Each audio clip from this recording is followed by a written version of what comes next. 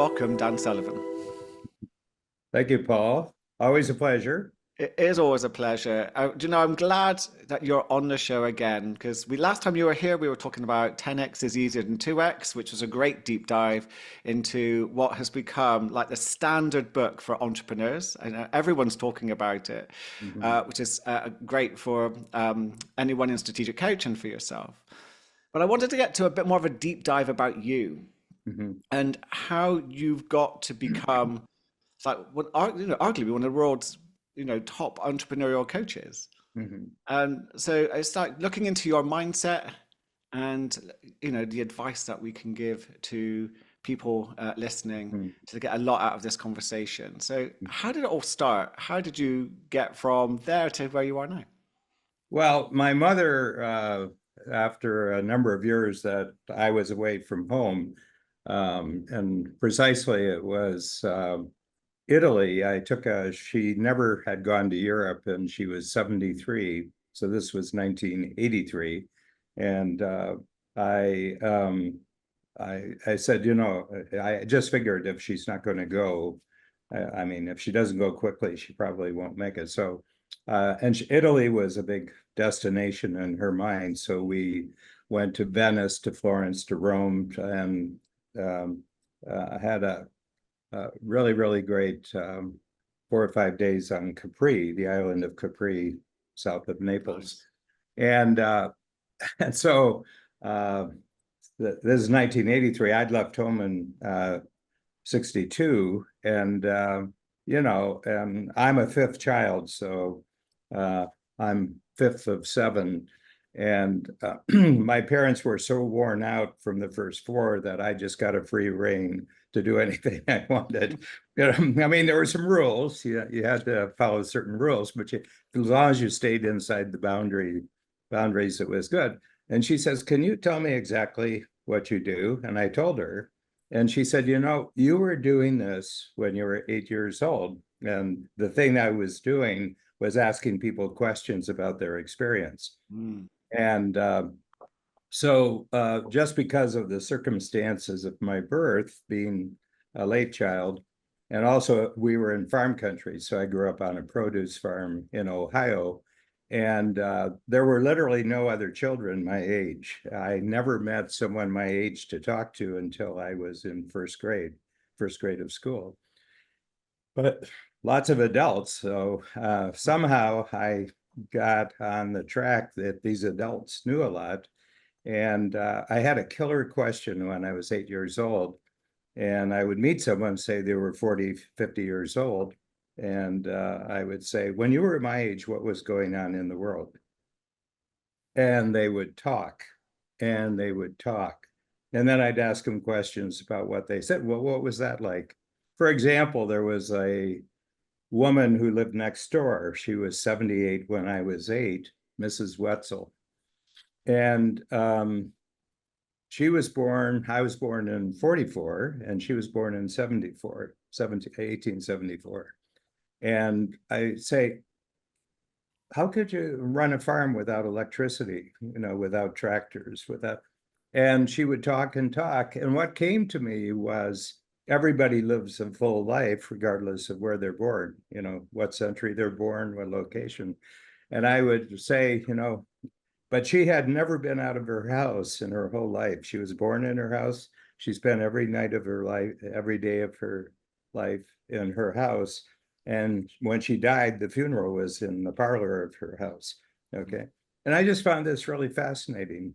And then one day I said, when you were my age, did you ever talk to somebody your age?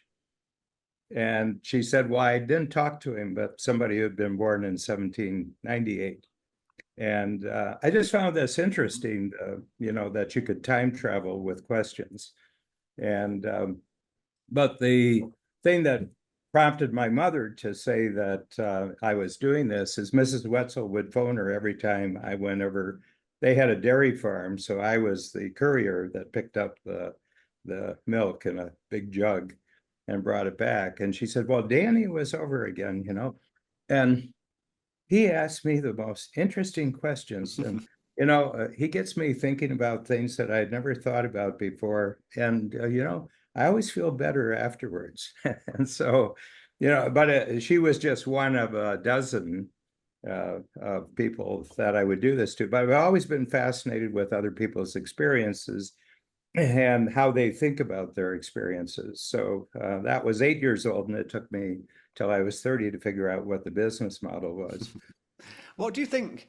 What do you think you might have been trying to get as a child when you were talking, asking adults all these questions? Was there something driving that, do you think? Yeah. Well, um, it's a really interesting question. I wanted to grow up fast. Oh, Okay, yeah. and such that children were never interesting to me, and to this day they're not interesting to me. Okay, Yeah, because yeah. they don't have any experience that they've reflected on. Okay, but the adults do. And the other thing is, Paul, you could probably imagine that if you're 50 years old and a 10-year-old ask an intelligent question, it's a great treat. Mm. And I've never met an adult who just brushed me off when I asked the question. They would stop, and I could stop an adult and keep an adult fixated for a half hour, for an Yeah. hour. With Mrs. Wetzel, it was worth uh, a big glass of milk and two or three cookies. There was payment. See, There was that's what you payment. were trying to get. It was the glass of milk all along, and that's led you to do what you do now. Yeah, Okay. yeah. But I've always had this fascination that every individual has within them their own school system if they could just properly understand what their experiences meant to them. Yeah, and so looking at that, I guess these adults were quite big influences, or they gave you attention, and that must have meant something to a young boy growing up. What other big influences have you had, do you think that's led you towards, becoming a coach? Um, um, I'm going to answer this, and yeah, I'll answer this in two ways. So I was born about 2 weeks before the invasion of Normandy. So I was born 19th of May, and the Normandy was the 6th of June. So, and I was very, very aware, not in a conscious way, but I was very, very aware of how big a thing the war had been because there were neighbors who had been in the war. My father worked in a war factory, and I got intensely interested in this war, and a big Churchill fan from an early age. As soon as I could read history, I realized that the role that Britain had played for, on their own for quite a long period of time. And of course, the adults that I was talking to had the experience of the First World War. They had the experience of the Great Depression, they had the war, and they too understood that had been sort of a colossal experience. So as I grew up, I got very, very interested in history, period, especially British history for some reason. Okay. And just as a sidelight on this, I've always been sort of wondering why I'm so fascinated with Britain. And they have these ancestry. Oh yeah. So I did 23andMe, and it turns out that 55% of everything in me came from London. Okay. That's why you love it here so much. Always doing a little transatlantic I'm trips. I'm more of a Londoner than most Yeah. most people meet, and uh, but that's just an insight that the thing about history and war and how people thought about things that that happened to them on a very large scale. And then I went to school. I went to Catholic school, so I was Roman Catholic the entire 12 years that I was in school. Same building, as a matter of fact. Right. You just went up one hall, down the other hall, up one floor, down the other floor, and it was with the same 50 to 60 individuals. And I got I'm going to tell you what an influence my mother had on me. She knew I didn't like school. Okay, I just found it very confining after having the run of the farm and being able to talk to adults.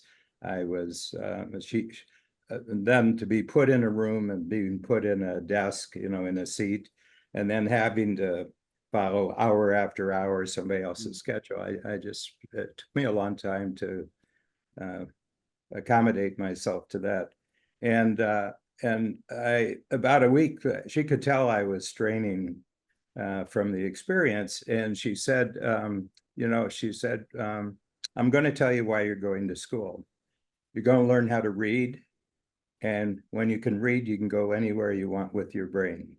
And I said, all right, okay. That's a good reason. Anything else? Yeah. It's your And passport. hmm? It's your passport. and she said, well, one thing I want to tell you, the teachers are only teaching you what they were taught. Mm. And you have to find a way of thinking for yourself. And so we had in the town nearby, there was a great library, and I don't know if you know the story of our Andrew Carnegie. Uh, the, he created U.S. Steel, the biggest steel corporation. Mm. He was from Scotland. He was orphan. I think he may have been an orphan from Scotland, and he moved to the United States, you know, through some set of circumstances. Yeah. And he created the greatest steel company at that time in the war, next to the Krupp Works in Germany. And starting about 20 years before he died, he decided that he wanted to have an impact besides just, his business and his money. So he put out an offer to local towns in the United States, Canada, Britain, UK, and Scotland and Ireland, that if they wanted to build a library, he would pay for all the architectural fees for all the libraries. It was 26, I think 2,600, 2,600 libraries were our Right. Carnegie libraries. And they're so beautifully designed that they can't be, they're historical. They're historical. You can't take down a Carnegie library. Well, we had one.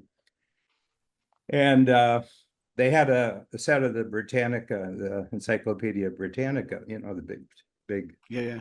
not a single book, but the volume. And I got an idea one day that I could create my own school system. And Wow. so what I would do, they already had spiral notebooks, with the wire spiral.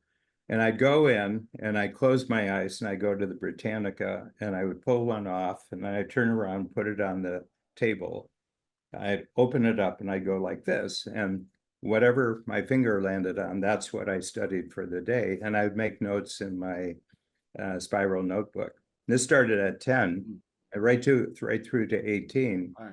And in the encyclopedia, at the end of every article, they had cross references to other articles you go. So I'd pick one.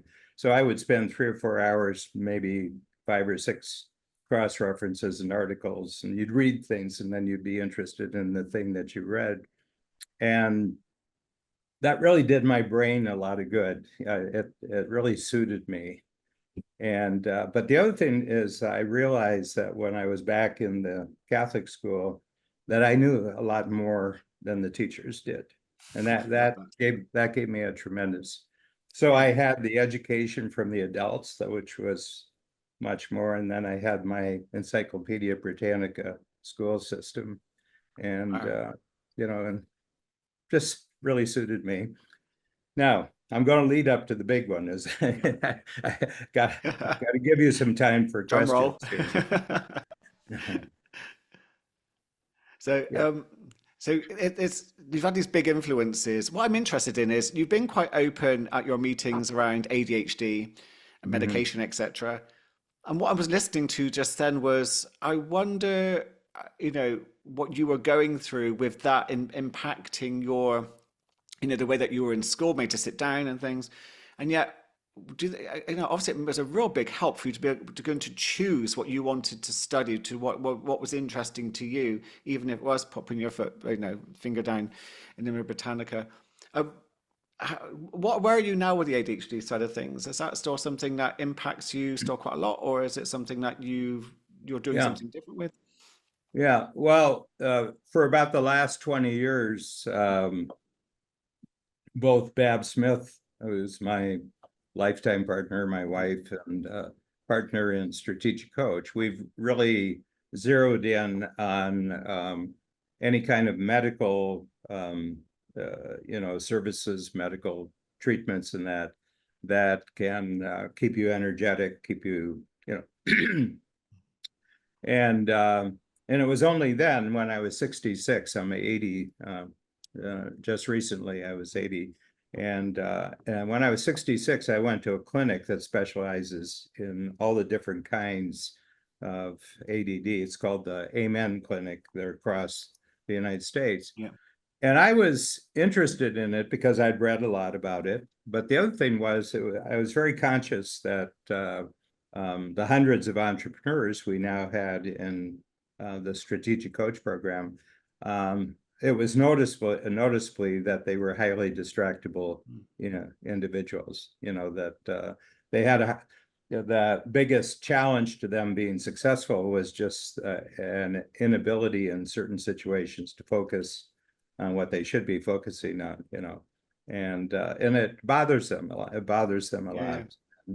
And I suspect that they didn't have most of them didn't have the kind of childhood that I had, where I had a lot of support from my mother. I had really, very, very satisfying relationships with adults. And then I more or less created my own learning method, and they hadn't done that. And they were troubled children. They were troubled children, and they were troubled children. And entrepreneurism was a way out. Okay, you wouldn't want to employ these people, you know, Yeah. and so but they were smart. They were. I mean, they had an unusual creative streak in them. And so I went to this clinic mainly just to see what was available for my clients. And I learned out that I was one of the clients that I was trying to help. Okay. and they said, you might be interested. There's pharmaceuticals that you can take. And Adderall was one of them, and Adderall worked for me. So I started taking it. And I remember, Paul, the first time I didn't take it. I'm not big on drugs. I'm not, um, I kind of like to work out things under my own power. So Yeah. no, and so I was going into a workshop, and I said, I'm just going to try it out. And and I put it, I took it about 5 minutes before, and I got in, and about the 5 minute mark after the workshop started, it was almost like a bang in my head. It just went, and the whole world went quiet. Wow. And I, for the first time, realized that my whole life I'd been living in a very noisy world, and then it was a very quiet world. And the other things slowed down. Things slowed down. I could almost, when people were talking to me, I could see I could see the words coming. Like I was a batter in baseball, and it was a big, slow, fast, or a big, very, very slow pitch coming in. My brain had already, and it really helped me. It really helped me. And so I think it's different for everyone who has ADD. I think we all have our own experiences, and we've had our own coping strategies. So I think a lot of our approach. But what for me happens is that I can be focused for about an hour, hour and a half, and then it starts fading, and again. And so I break it into pieces. I didn't want to overdose and everything like that. And I found and my productivity went up enormously from 66 onward. I just became enormously productive. However, in my testing, I was shown that this type of drug can increase the possibility of Parkinson's disease, or it'll bring it on faster if you have it. And also, dementia, and everything like that. I said, so I got to get off this. So last year is actually in June. I've been off for 13 months now. And how's it been? And what we have some neat thinking tools that have been Yeah. created in Strategic Coach, and one of them is called the Fast Filter. Yeah. And it's a neat little thing. You can do it in about 10 minutes. So anytime I get the sense of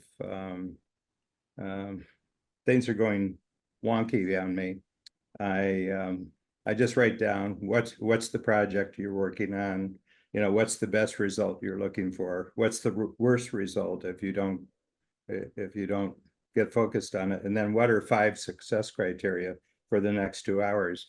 And I've done 800 of them over the last 13 months, and it's completely replaced the pharmaceutical.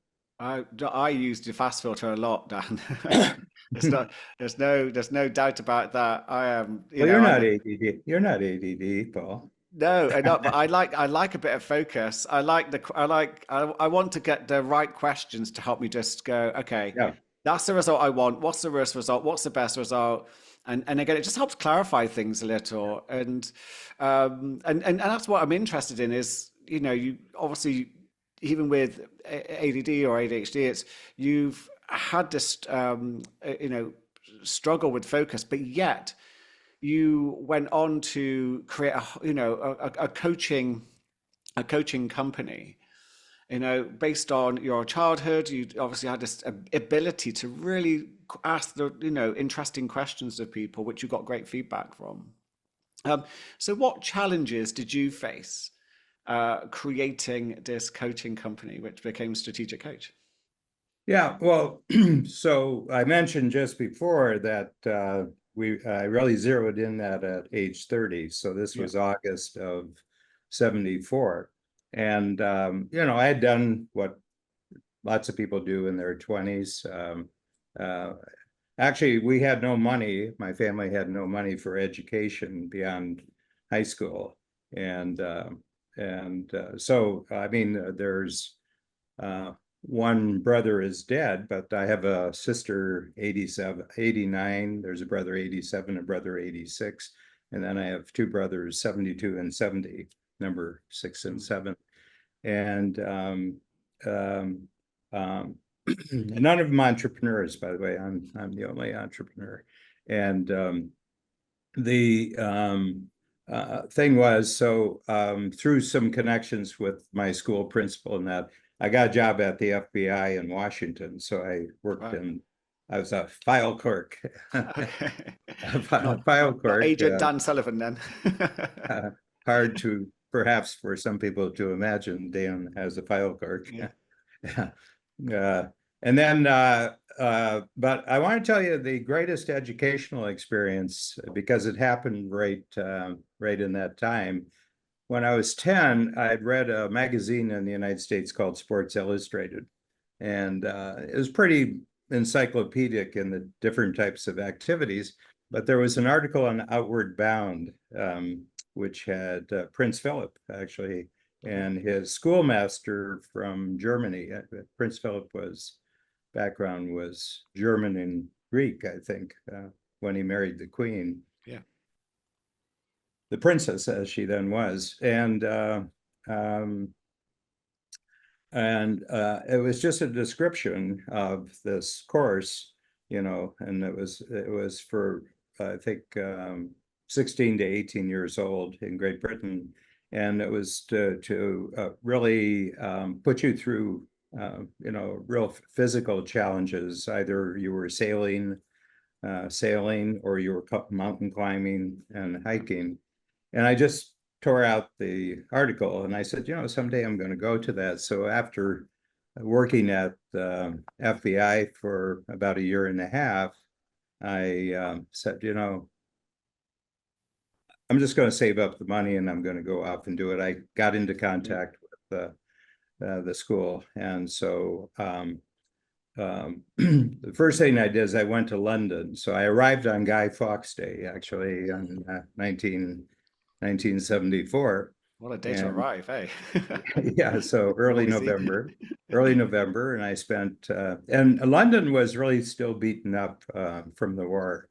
They had no budget, like Whitehall was Blackhall. The Yeah. buildings were all just all the soot, the coal smoke and everything else. And the East End was still being repaired, from the bombings of the dock areas.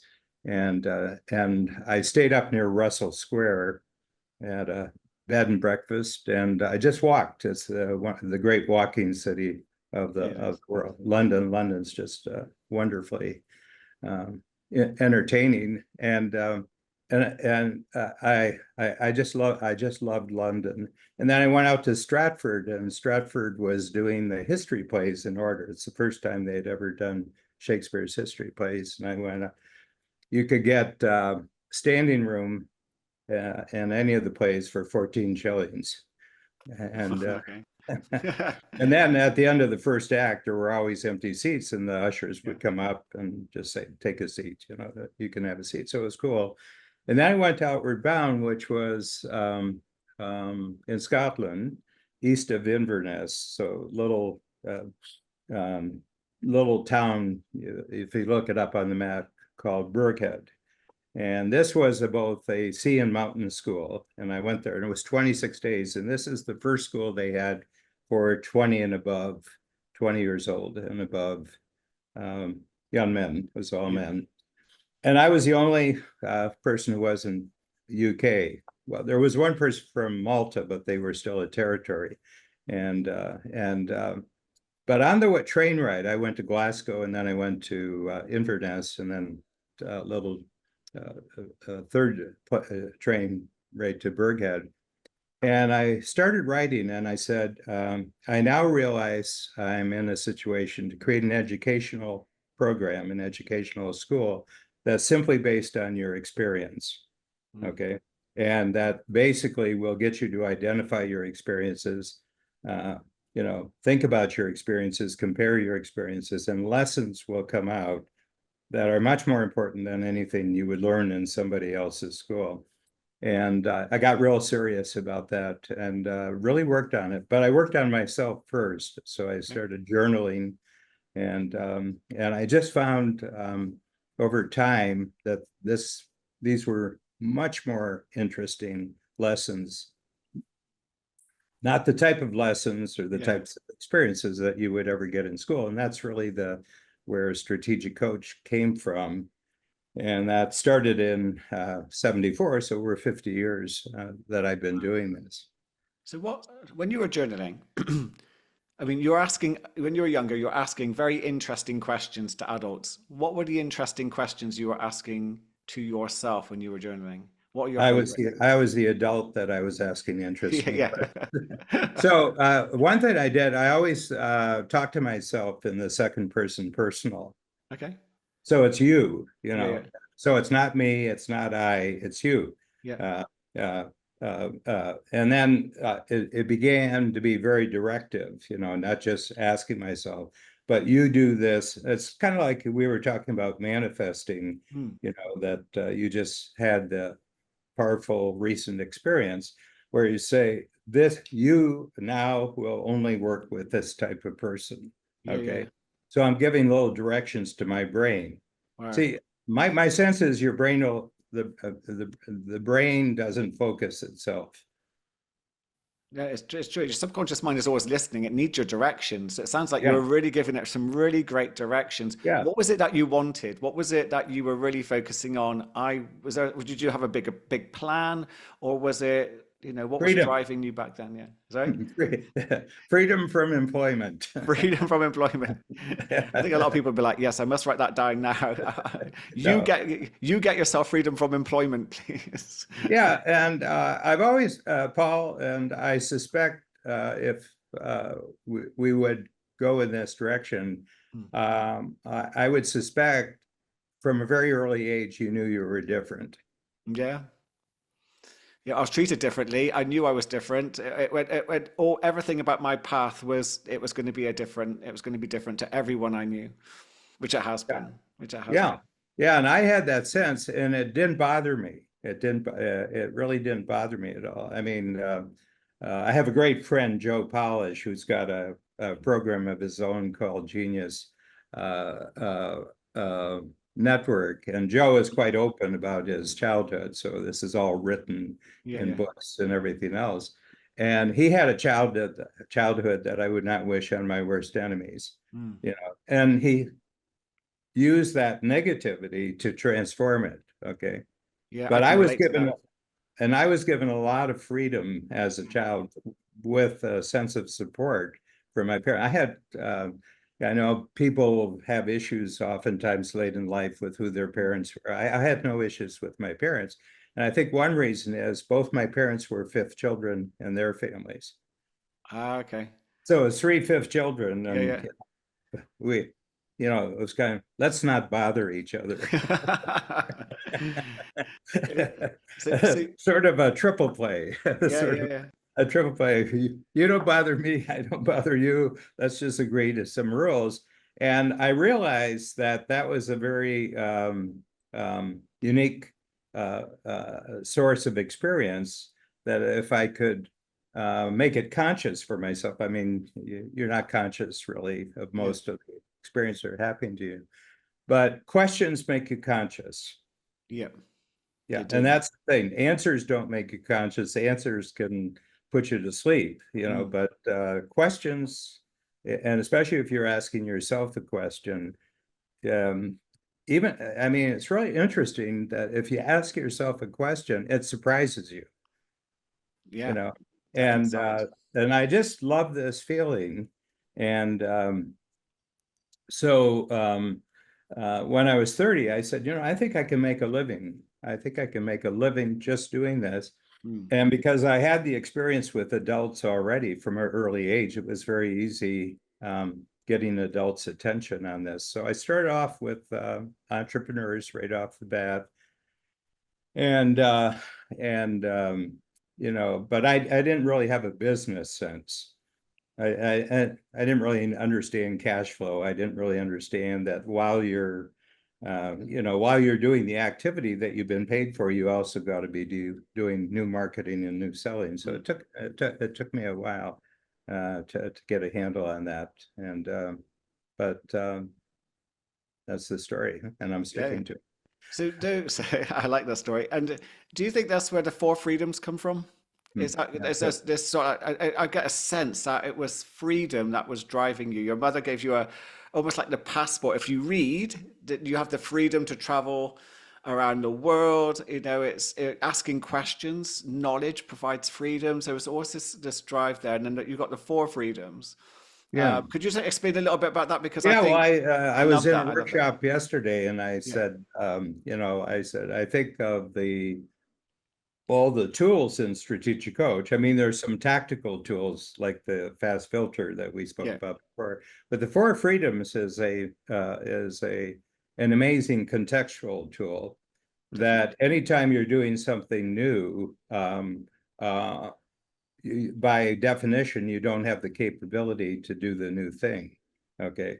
Hmm. And so you have to create new capability to be successful in new circumstances, new situations. And therefore, it requires a commitment that you're going to do it, even though you don't have the capability. And immediately, that's the first C is commitment. And then the second C is courage. You, you just uh, you just have to be totally committed to Yeah. doing something you don't know how to do. And so that requires courage. And I think there's a bit of a almost like a chemical reaction here that commitment times courage actually creates the capability that you're looking for. The capability is not Mm. out there on a shelf somewhere that you just have to go and try it on. It actually has to be created from inside. And once you get the capability, then you have a burst of confidence, and that's your reward for the that's your reward for the three-step process you've just gone through. You were committed, you had courage, and you now have the capability, and you get a big.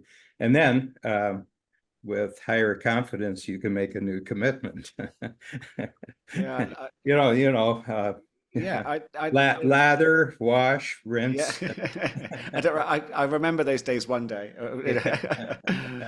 So the four C's leads to the four F's, the four freedoms. Yeah. And Yeah. then you could do a nice matrix with it, Yep. a matrix. So you have down one side, you have commitment, courage, capability, and confidence. Yep. And along the front, you have the four freedoms. And the first freedom that you have to have before you can have any other freedom is freedom of time. Yeah. You've just got to get your time back. And then you have to have freedom of money. Okay. Mm. And that's both quantitative and qualitative because you can make a lot of money, quantitatively, you can, and, in dollars or pounds, you could have a great quantity of money, but the way you're making the money doesn't please you, No. uh, doesn't please you. And I know, where I see that most of all is in the professions. So law, Yeah. accounting, engineering, architecture, and these are the ways of making a living, which require an enormous amount of training. Mm. Okay, both school training, but also practical training. There's an apprenticeship and everything to it. And a lot of people who go into the professions, they didn't really do it by choice. They were influenced enormously by their parents Yes. because once Expectation. you in the professions, there's this perception that things are pretty safe now for the rest of your life. You always are always going to need solicitors. You're always going to need, um, you know, doctors. You're always going to need that. And so I've come across a lot of um, uh, entrepreneurs, technically entrepreneurs, because they have to eat what they kill. And but what I notice they're trapped. They're trapped in their profession and their lifestyle. They're married. They have children. They have lifestyle. They're trapped by their lifestyle. They're trapped by sometimes by their marriage. They're trapped by the fact that their children have to go to the right schools, and they're all Mm. trapped. But it doesn't suit them, the activity that they're doing and the way they go about it. And so I would say of all the entrepreneurs I've met, they have the toughest time with freedom as they become successful.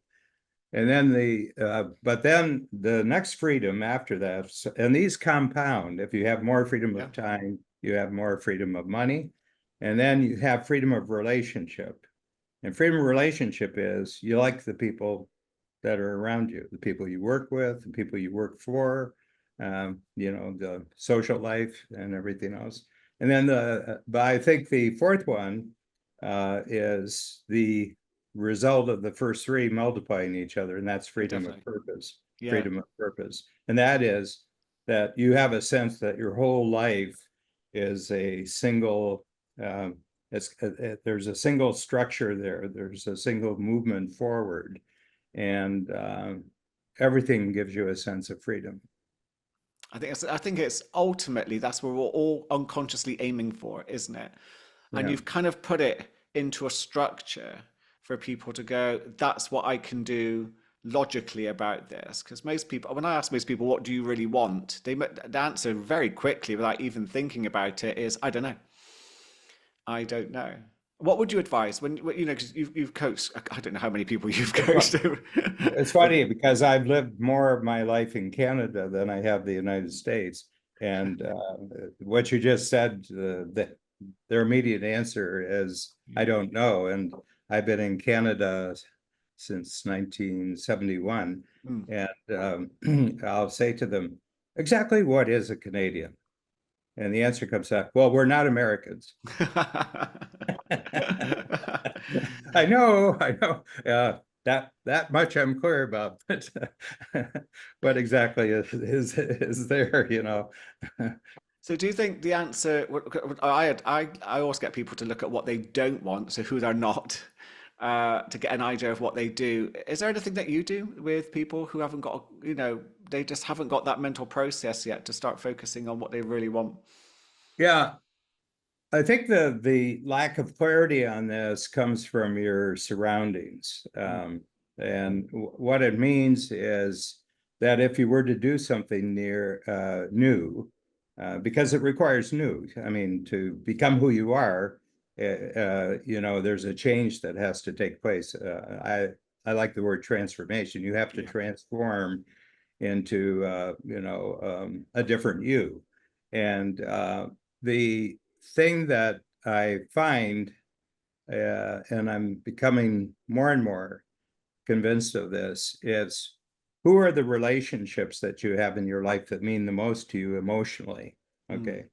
And you have to ask your question, if I become this person I want to be, what's it do to those relationships? And oftentimes the relationships would not be happy with you becoming something new. And so it's like a Yeah. gravitational pull. They can't escape from the gravitational pull. And so that's why, the relationship freedom is so important, is that after a while, if you want to be this person, um, then you have to surround yourself with people who are also in the same, they're in the same activity of their life. Yeah. They're becoming something new. And that replaces the relationships. I'm not saying you get rid of them, but it replaces the influence of the people who really do not want you to grow. I think that's great advice. I think that's really great advice. And do you think, I mean, there are more people, it seems like there are more people realizing that they have an entrepreneurial spirit, that they want to be entrepreneurs. And I don't think there's a better time than now to actually do that. What advice would you give to someone who's thinking, I don't want to be, in a, full-time employed job with, where I'm being dictated to each day? Um, what advice would you give to someone who's thinking about going it and becoming a solopreneur entrepreneur? Well, um, here's the issue. You can't be a different you unless you're valuable to a new kind of person outside of yourself, and that's available True. to anybody at any time. Whether you're an entrepreneur, whether you're in employment. Hmm. But who do you need to be a hero to? Okay, so I'm very you know I was born in the Second World War. It was all about heroism. Yeah. I'm a big fan of being a hero. So there's always someone in your immediate vicinity who's having issues that you may have the insight, you may have the ability to ask them what it is that they really want, and then you help them get it. And I think that that's, yeah. and you help them get it, and they reward you by in many ways, but one of them is they just give you opportunity to do new things because you've helped them do a new thing. So I would say it's never inside yourself. The Mm. solution is always outside yourself. Yeah. Ah, I mean, you just talked yeah. about the new client Yeah. that you got. Yeah. Dreamed him up on Friday and got him on Monday. Wrote my list.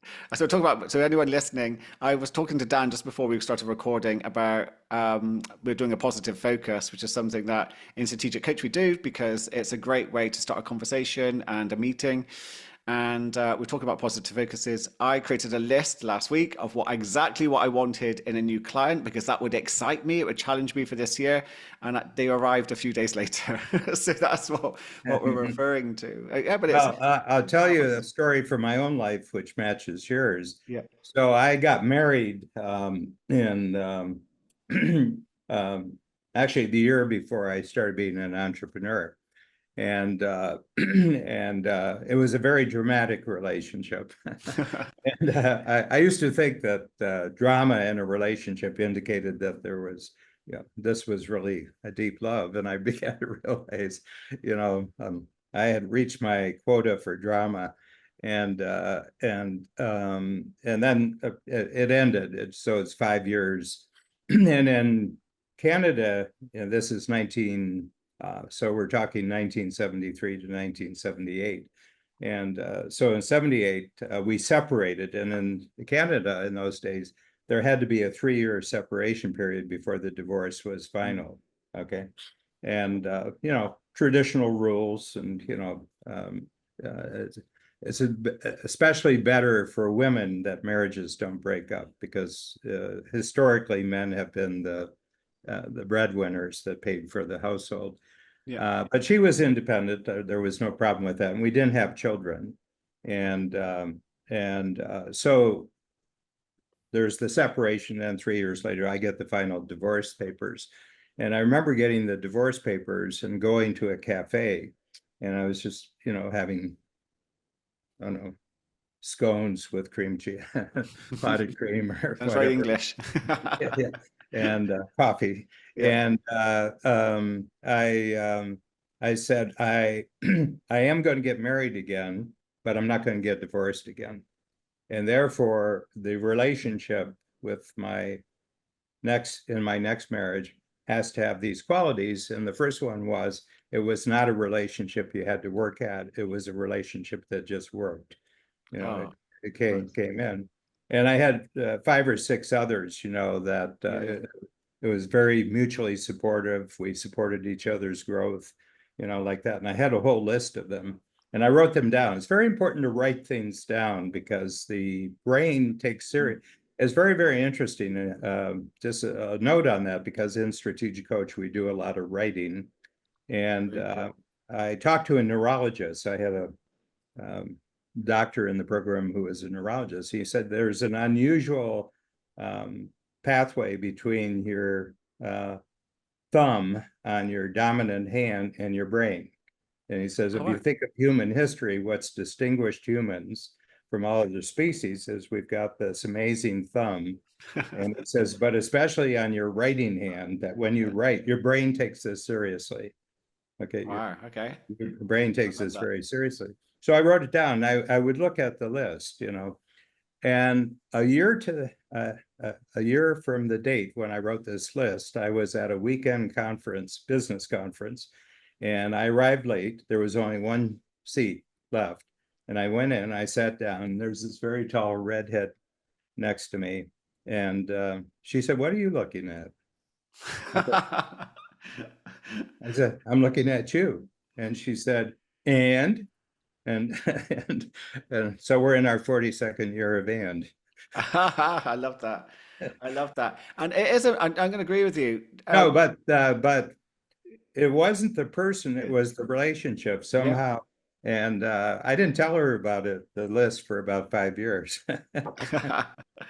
I agree with you. I think writing things down. I actually just recorded a podcast episode before I came online with you, talking about we need to be more specific in what we want, Oh, or otherwise we just get a mixed bag of results. And our current reality is a reflection of our current mindset. And just going on what you did, I did the same 2 years ago. I wrote down a little list of, okay, this is the big love I'm going to have in my life. I'm in my 50s. It's time to have what I really want now. 3 months later, Amazon delivered them, left them in my porch, and I met them at a cafe. And it was, yeah. So again, so anyone listening, please get specific about what it is well, that you really there want. was a very famous woman comedian 30 years ago. She died. Yeah. But she said, when I was young, I really wanted to be somebody. And now that I'm older, I realize I should have been more specific. See, there's a She lesson. was she was a somebody. I Exactly. mean, the brain is very literal. Yeah, You know, I it mean, literally is. It's amazing what the brain, the universe does in regards to bringing you what you can be focusing on, what you can be focusing on. And going back to entrepreneurs need to be more specific. What it is that we can help people with to bring things to us. But this is what I know you're a master of, because you've been experiencing this a lot of. But what are the big mistakes entrepreneurs make that really do hamper their success?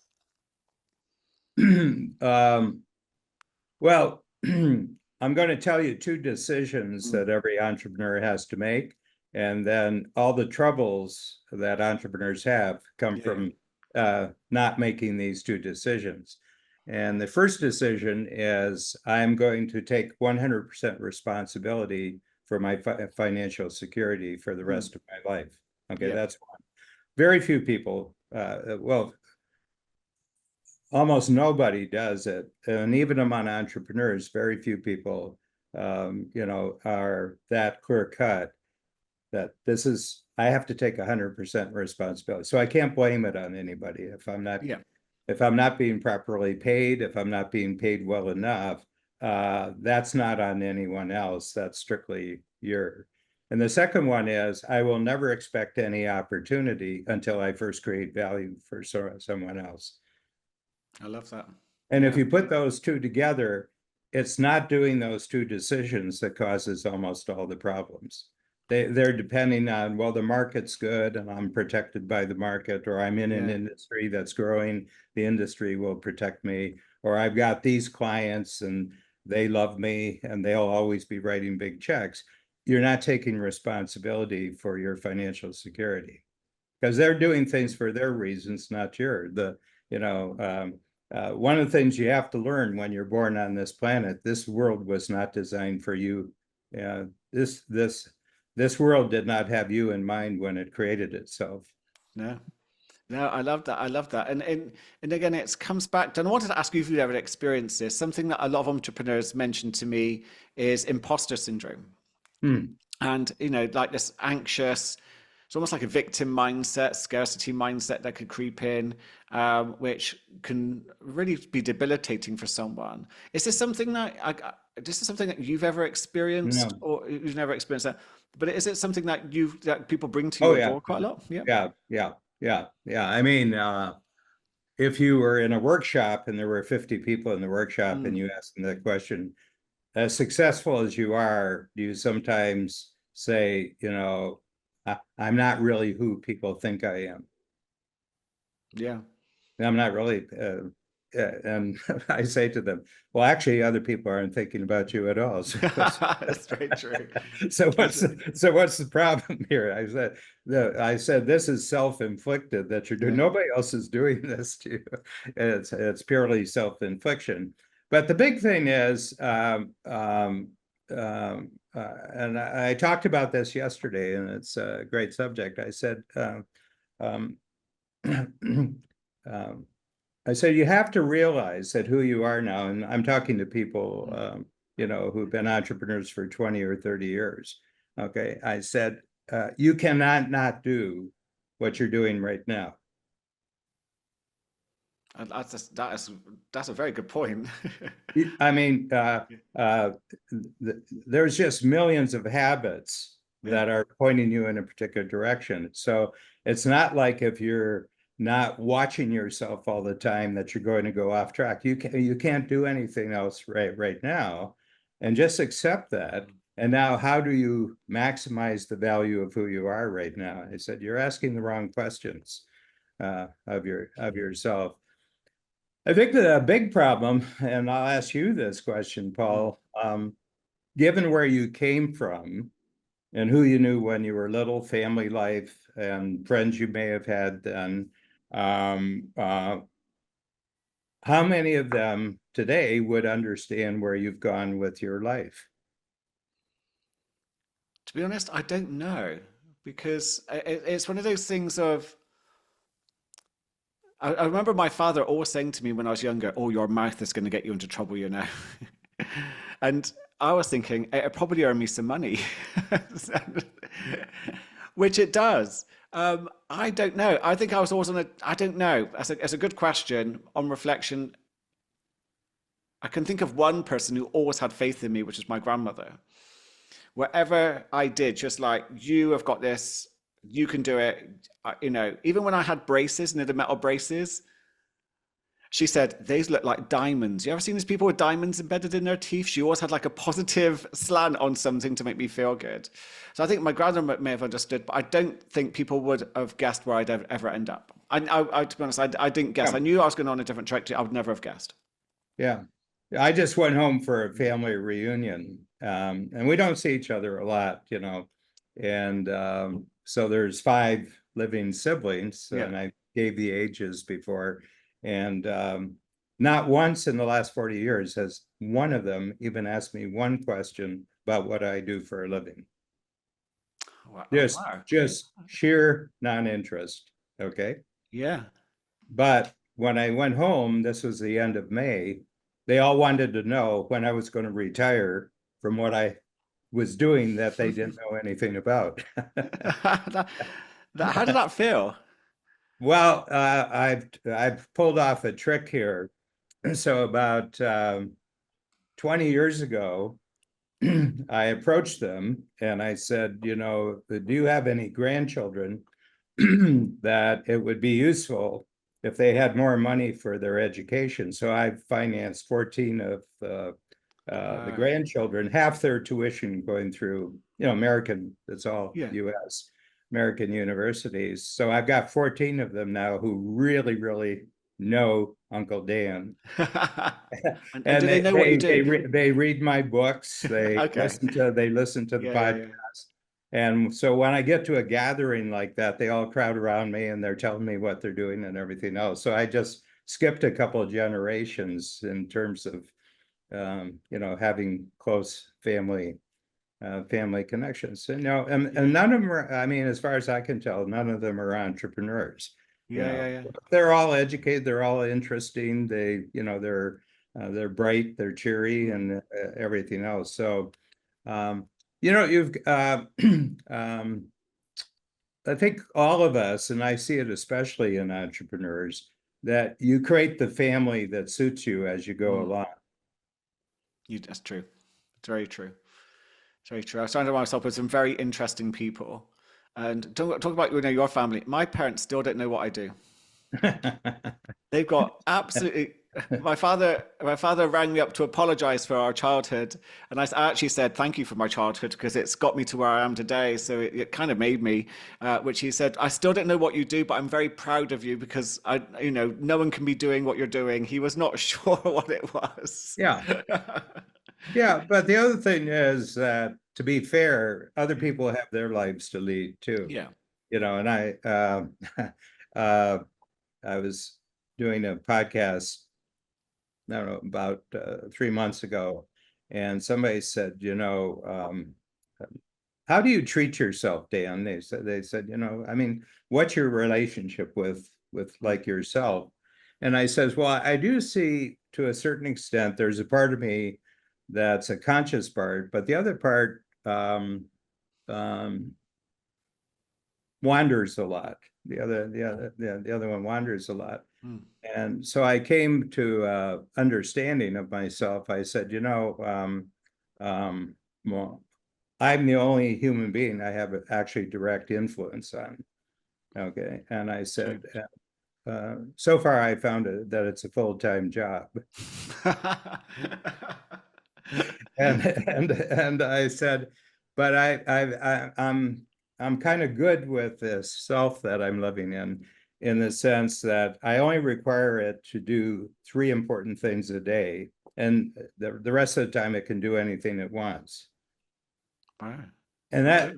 that really freed me up. It freed me up. So I'm very specific about you were one of the 3 important things I'm going to do today. Oh, I've got I've got two more yeah. projects that I'm meeting with people. And that's the day. That's the day. It's just these three. And anywhere my mind wants to go. And you know, the internet has replaced the Encyclopedia Britannica. I mean, I was interneting Mhm. when internet before the internet. You know, you do go here, you go here, you go here, Yeah. you go here, you go, and I just let my brain just go wild for the rest of the day. But you got to get the 3 things done every day. I agree with you. And one thing I've learned from being in strategic coach is to give your space, to give your space, your mind space to reflect and grow. And we have free days, we have focus days, we have buffer days, and it's kind of ingrained in. It's like you really do those things. And I fill in my pocket coach. That's been a great tool, by the way. It's one of my favorite tools to use.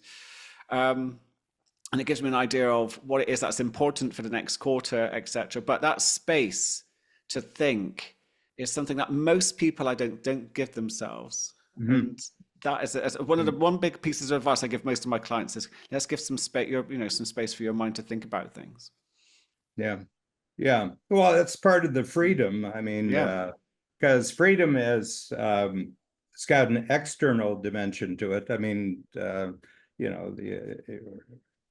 know, we live in a world with many, many other human beings and who have their own, have their own agendas and they have their own goals. So you got to learn how to navigate in the world. But correspondingly, you can only navigate externally the way you navigate internally with yourself. I mean, if I give myself freedom, my motivation is to give other people freedom. And I think people who are very hard on other people, it's just a result of them being very hard on themselves. Yeah, I agree. And that brings me to another question I was going to ask you about. Is the world is holding its breath on American politics right now. What would you like to do differently with politics if you could get your hands on it from a Dan Well, Sullivan point of view? I actually have had influence right now in the coach program. We have our first senator, who's a Oh, wow. U.S. senator, and he's been in coach for about 20 years. Okay, but he still has his business. So the U.S. They have 50 states, and in some ways, it's like 50 different countries, and they have different rules about, if you have a business and you're also in political life, then there are certain rules about what the separation has to be between your political activities. And and I sometimes say, well, I'm not going to tell you what party he's in, which party, but his business is firing ranges. Oh, okay. Well, I'm still left clueless. No, joke. Even as a Brit, we know. Yeah. And anyway, but and the thing, what I'm going to say right now, it really well. So we created a concept called DOS, dangers, Yeah. opportunities, and strengths, and it's your go-to for finding out what kind of value you can actually create for someone else, and that is, you ask them a question about a point in the future, what would make them happy, what kind of progress will make them happy, and then you say, well, what kind of dangers do you have right now that have to be eliminated? Opportunities, strength, opportunities that you capture and strengths that you maximize. And those are very emotional issues. So when people answer the question, usually they trust you with the information they're going to give you. And but I showed him how he could get elected to political office just by picking a group of people who were the opposite party, who were important influencers in society.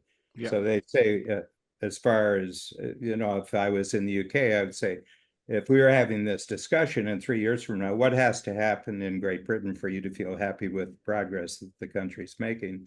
And you do that with the people who would be totally opposed to you getting elected. Okay.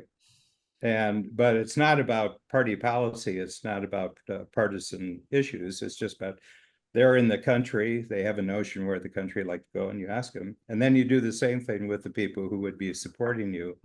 And you create a consolidated DOS, and that's your platform.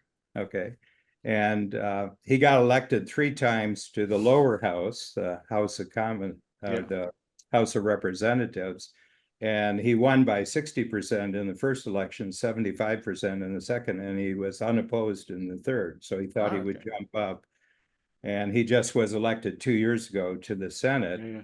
And he had to qualify. They have what's called the primary process, where you're running just to be the nominee for you. And he ran against 6 other people, and he took 59% of the vote. And the other 6 got the other 41%. And then he ran in the general election against a very, very popular Yeah. judge. And she started off 8% up when the campaign started, and he finished 8% up when the campaign was up. Yeah. Yeah. And it's very, very interesting because he's just the kind of person that you would just love having representing you. So Oh, that makes a I big talked to difference, him. doesn't it? He's in the program still. He Okay. does his workshops every quarter, just like everything else. But So, besides influencing senators, is there anything that you would like to see different with the race as it is at the moment? Because there's just so much talking points about it on either side. But what is there anything that you'd like to see different? Or yeah, well, I favor one of the candidates. So and and so far, I mean, right now he's doing really well. So yeah, that answers the it gives you question. a clue. And I like him. I mean, he's got his peculiarities. I'll tell you something. Hmm. So I'll name the person. Yeah, So our UK team, Andrea and Rebecca, and the rest of the team. yeah. In 2016, they came to Toronto for a meeting, and it got on to the election that year because this is Mr. Trump, and he was running. And they said, we just hate Mr. Trump. Okay. So I want you to know, I think we know who you're for, but we just absolutely hate and abominate this person. And so I said, well, I'll show you something. So a British actor had taken a speech that Trump did it in a Cockney voiceover. What? That sounds crazy. And they were watching it and they were watching it and watching it. They said, oh, I said, now, could the person talking Cockney, could he get Yeah. elected? It was a rougher version of Nigel Farage. He Okay. Yeah. was All right. everything nice, but it was perfect lip sync, but it was All just right. Cockney. Okay, and they said, "Yeah, I would vote for him." I said, "Good, I'll show you another one." He did another one, which was sort of a high Oxford or Cambridge Yeah. accent, and he talked and he says, wow, he's amazing. And I said, you don't hate him, you just hate the way he talks. So, what do you think it is about, besides the way he talks, which is, I get it, I can see why it rubs some people up, but what is it about Trump do you think that's so divisive? Well, first of all, the whole country was left for the last 40 years. Oh, right, So okay. any divergence from it's not like, but it's take Westminster. Okay, so Yeah. you go to Westminster. Uh, After a while, it doesn't matter what side of the aisle you're on, you're part of the same club, you entertain each other, your kids go to the same school Mm. and everything, and it becomes the dominant culture. Okay, as it's not that you're left or right, you're the establishment. Okay, and he's non-establishment. I mean, Farage, and I think they know each other, and I think that Yeah, they they seem to they do some sync work with each together. other. But this establishment believes that it knows what's best for you. And they're very anti-entrepreneurial. They're very there's a path. You have to go to the right early school. You have to go to the Mm. right public school. You have to go to the thing. And it's all one club. And someone comes along and he's an extremist. And, and all human beings are flawed in some way, Yeah. and it gets magnified and exposed when they get into public life and everything like that. But the other thing, he's an entrepreneur. He's an Mm. entrepreneur, and this is the first entrepreneur who's run for president since the first one. Well, George Washington was a big entrepreneur. He had whiskey company. He produced All right, whiskey. okay. He's a big land developer and Yeah, yeah. everything else. But since then, and it just grinds on people. But the other thing is he talks directly to working people. I mean, if Donald Pub came to Brighton, your favorite pub, he would go in there. He first of all he'd buy drinks for everybody in the pub, and they just sit around and talk for 4 or 5 hours. Yeah, yeah, yeah. You can't imagine any other candidate doing that and just feeling comfortable talking to working class people.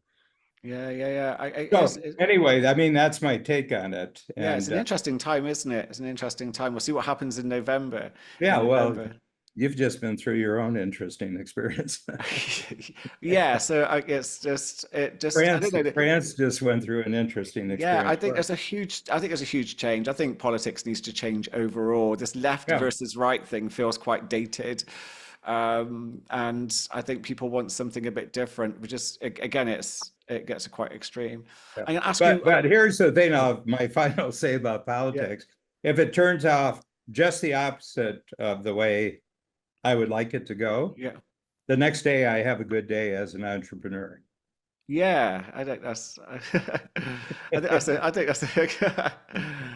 that's. I think that's the way to think about it. Do you know something that stands out about you, Dan, are your famous quotes? And there's two that whereas one you gave me recently when I last met you, which was you can't create a better future until you create a better past. Mhm. Um, and but the one that's I don't know why it's stuck in my head a bit is if you've got enough money to solve the problem, you haven't got a problem. What's your favorite quote? And is it your own or is it from someone else? Is there something that kind of sticks in your head and guides you a little? Well, uh,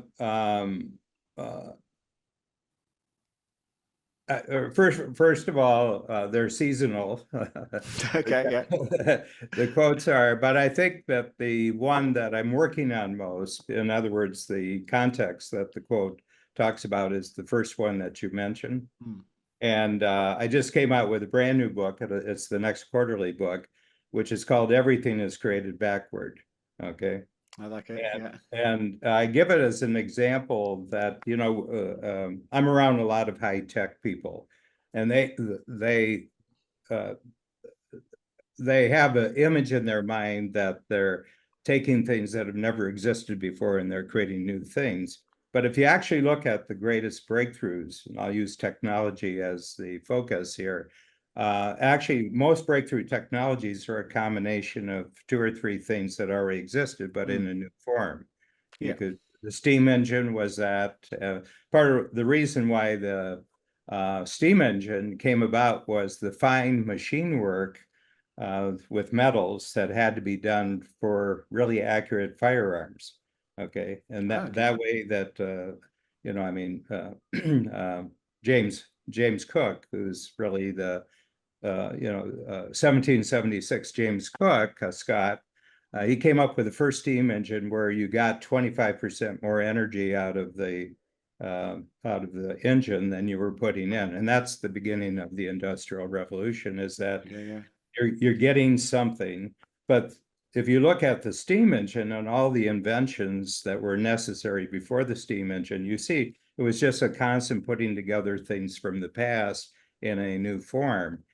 Steve Jobs, who's sort of the iconic tech guy in the United States, iTunes, in 2 years, um, Apple went from being a minor computer company. mm, You know, Microsoft was the giant, and he just took the MP3 player, which Sony had created, the Walkman, and he took an experiment with a company called Napster, who showed you could download from the internet, which now existed. You could download a single song.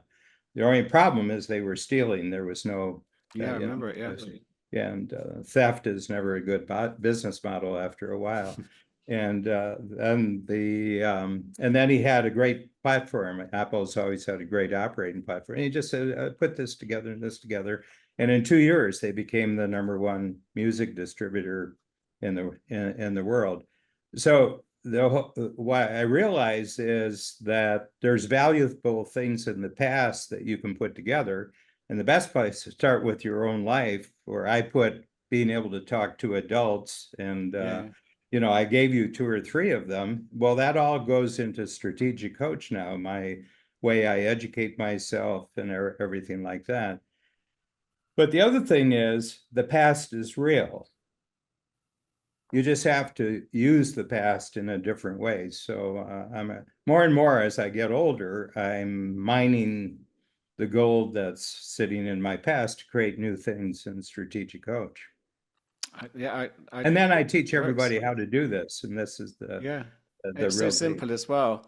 Is that your bet? Do you think that's a quote that sticks with you then? If Yeah, you can't create a better future until you create a better past, that really stands out for you. yeah, yeah, Yeah, yeah, I yeah. understand. I get it. Dan, It'll be Churchillian after a while. you love your Never give history. up. You love your Never give history. up. Dan, I could talk to you all day, but we're going to have to come to an end of this session. It'd be the longest podcast episode I've ever done. So I don't mind breaking a record, but I know that you've got a day ahead of some other things that you want to do. And Dan, it's been an absolute pleasure talking to you and having you back on the show. So thank you for that. So we come to the UK. The next trip will be planned trip. It's already in the schedule. Will be next May. If Babs and I were to make a side trip to Brighton, would we be well received? You would be well received in Brighton. We would even book in a sunny day for you in Oh, May. oh, the entire UK will be happy. I tell you, okay, we can have fish and chips. Fish and chips, I go for. We'll take you to the pier. It would be an amazing day, amazing day. We could even go to the pavilion, which looks like the Taj Mahal. You could come and have a wander around, what looks like a Chinese museum. That's great. Dan, thank you so much. And to those listening, thank you again for joining me and Dan Sullivan for this wonderful interview into the mindset of Dan Sullivan. If you have any questions or anything that you'd like to comment on, please leave a review in Apple Review.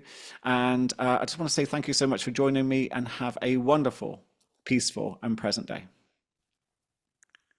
Thanks, Paul. How do I start? There you go.